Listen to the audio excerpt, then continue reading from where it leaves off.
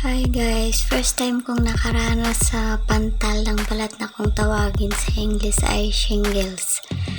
Hindi status ha, isa siyang uri ng pantal ng balat na pag hindi mo siya ipagamot nagkalat sa first time sa liig ko lang siya, tapos sa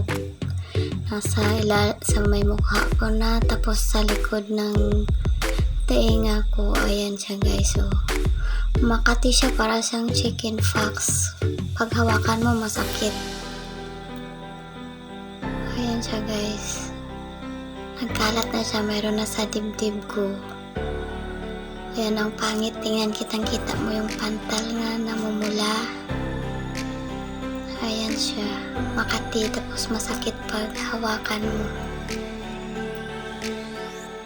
Ayan, akala ko hindi na siya matatanggal guys. Sabi kasi ng doktor, pag hindi mo siya ipagamot, mapupuno yung buong katawan mo sa pantal. Ayan siya guys, ayan yung gamot na niresita ng dermatologist ko. Ayan siya guys, so tingnan mo yung pangalan niya. 35 siya ka piraso, 5 times a day ako umiinom nito guys, para sabi ni Doc matapat yung virus sa pantal. Ayan siya guys, ayan yung pangalan ng gamot. Ayan siya guys, Sinopir.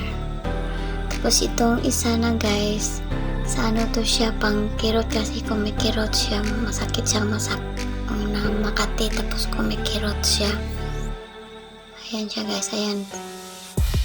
Mga over the counter pa naman siya ng gamot guys, hindi mo sila mabibili na walang resita ng doktor mo, kasi antibiotic siya.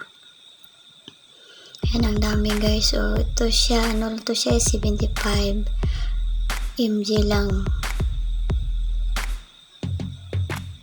Ayan siya guys, sabi ng doktor ko, kapag hindi ka pa nakaranas ng chicken fox o tigdas o kung ano pa man, ay maaari kang mahawa nito.